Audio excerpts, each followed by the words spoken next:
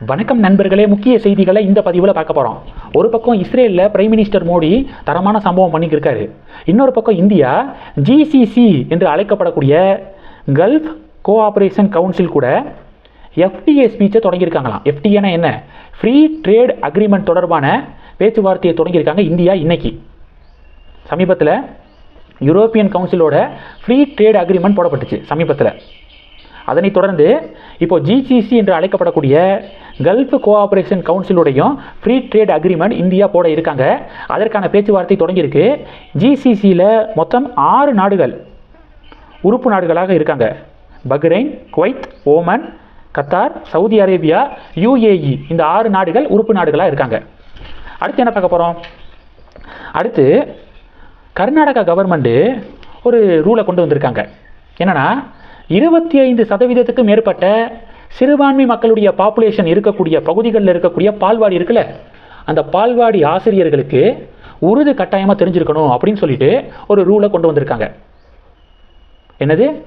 25%க்கும் அதிகமான சிறுபான்மை மக்கள் வாழக்கூடிய பகுதிகளில் இருக்கக்கூடிய அங்கன்வாடி பால்வாடி இருக்குல்ல, அதனுடைய ஆசிரியர்களுக்கு உருது கம்பல்சரியாக தெரிஞ்சிருக்கணும் அப்படிங்கிற ரூல் கொண்டு வரப்பட்டிருக்கு.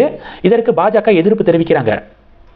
3வது மொழியாக ஒரு லாங்குவேஜ் மாணவர்கள் பிடித்த மொழியை கற்றுக்கட்டும், மாணவர்கள் விரும்பக்கூடிய மொழியை கற்றுக்கட்டும் அப்படின்னு ஒரு சாய்ஸ் கொடுத்தா ஹிந்தியை திணிக்க பார்க்குறாங்க அப்படின்னு திமுக காங்கிரஸ் கலாட்டா பண்ணுது. ஆனால் இப்போ பாருங்க, உருது கம்பல்சரியாக தெரிஞ்சு இருக்கணும் அப்படின்னு சொல்லிட்டு ரூல் போடுது. இதில் யார் திணிக்கிறது மொழியை அப்படின்னு சொல்லிட்டு பாஜக கேள்வி கேட்குறாங்க.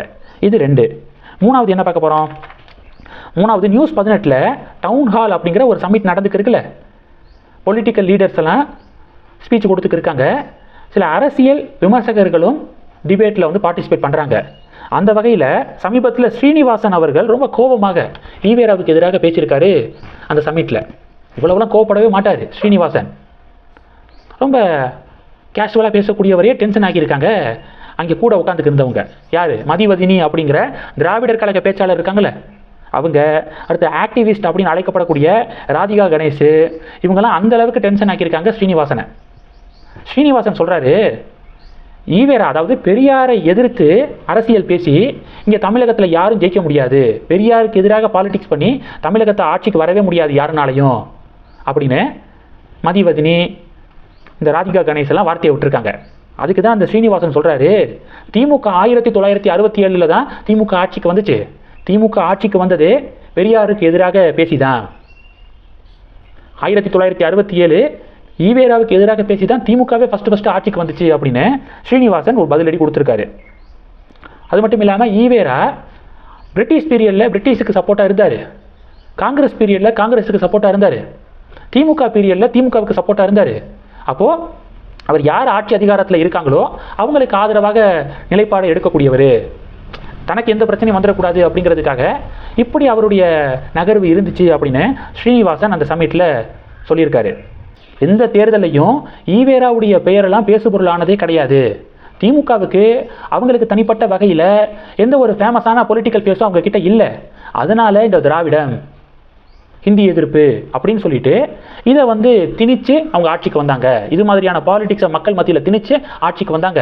அதனால ஈவேராவுடைய பேர் அரசியலில் எப்போதுமே ஒரு தாக்கத்தை ஏற்படுத்தினது இல்லை அப்படின்னு சொல்லிட்டு பிஆர் ஸ்ரீனிவாசன் அவர்கள் பேச ஒரு பெரிய பரபரப்பான ஒரு டாப்பிக்காக இது மாறி இருக்கு. முக்கியமாக பார்த்தீங்கன்னா, அந்த ராதிகா கணேஷ் இருக்காங்களே அவங்கள ஒரு விஷயத்தை சுட்டி காட்டி பேசியிருக்காரு ஸ்ரீனிவாசன். என்ன சொல்லியிருக்காருன்னா, ராதிகா கணேஷ் அவங்களுடைய சமூக வலைதள பக்கத்தில் காஷ்மீரை என்ன தெரியுமா சொல்கிறாங்க?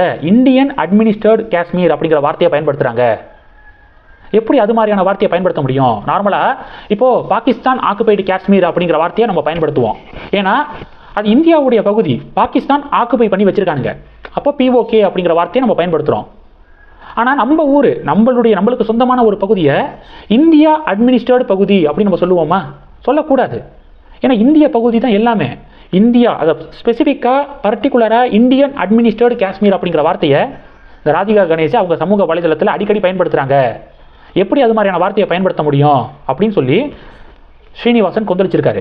உடனே அந்த ராதிகா கணேஷ் சொல்கிறாங்க, நான் பொலிட்டிஷியன் கிடையாது, நான் ஆக்டிவிஸ்ட்டு, நான் சொல்லலாம் அப்படிங்கிற வார்த்தையை பயன்படுத்துகிறாங்க. ஆக்டிவிஸ்ட்னா என்ன தலையில் கொம்பு முளைச்சிருக்கா அப்படின்னு பொதுமக்கள் கேள்வி கேட்குறாங்க. யாராக இருந்தாலும் நம்மளுடைய இறையாண்மையை மதிக்க கற்றுக்கணும். இந்தியாவுடைய பகுதி காஷ்மீர். இதில் யாருக்காவது இரட்டை நிலைப்பாடு இருந்துச்சுன்னா, ஆக்டிவிஸ்டாக இருந்தால் என்ன, யாராக இருந்தால் என்ன, அவங்களாம் சிறையில் இருக்க வேண்டியவங்க. உள்துறை அமைச்சகம் இதெல்லாம் ஏன் வேடிக்கை பார்த்துக்கிருக்கு? ஆக்டிவிஸ்ட்னா என்ன வேணால் பேசலாமா? இந்திய பகுதியை இந்தியன் அட்மினிஸ்ட்ரேர்டு காஷ்மீர் அப்படிங்கிற வார்த்தையை பயன்படுத்தலாமா? பிஓகே மாதிரி இந்தியன் அட்மினிஸ்ட்ரேர்டு காஷ்மீர் அப்படிங்கிற வார்த்தையை பயன்படுத்தலாமா அப்படின்னு சொல்லிட்டு கொந்தளிச்சிருக்காங்க கமெண்ட் செக்ஷனில். இல்லை இந்த திவ்யா கணேசன், சாரி அந்த ராதிகா கணேசன் யார் அப்படின்னா, ஸ்வர்ணமாலியா இருக்காங்கல்ல, யார் அவங்க? இந்த மொழி படம், அலைப்பாயுதே படத்துல எல்லாம் நடிச்சிருப்பாங்கல்ல, அவங்களுடைய சிஸ்டர் அவங்க. இந்த ஆக்டிவிஸ்ட் பண்ணக்கூடிய தொல்லை, கவுண்டமணி சொல்கிற மாதிரி நாட்டில் இந்த தொழிலதிபர்கள் தொல்லை தாங்க முடியலப்பா அப்படிங்கிற மாதிரி இப்போ இந்த சீசனுக்கு ஆக்டிவிஸ்ட் தொல்லைங்க தாங்க முடியலை. இந்த கிரேட்டா தன்பர்க் அப்படிங்கிற ஆக்டிவிஸ்ட்டு 1ஆம் நம்பர் போலி போராளி, அது மாதிரி பல போலி போராளிகள் சுற்றிக்கு இருக்காங்க அப்படிங்கிறதான் மக்களுடைய ஃபீட்பேக்காக இருக்குது. இந்த செய்திகள் எல்லாத்தையும் பற்றி உங்களுடைய பார்வைகளை மறக்காமல் கமெண்ட் பண்ணுங்கள். தொடர்ந்து கணக்கில் இருங்க. அடுத்தடுத்து நிறையா பதிவுகளை பார்க்க போகிறோம். நன்றி. ஜெய் ஹிந்த்.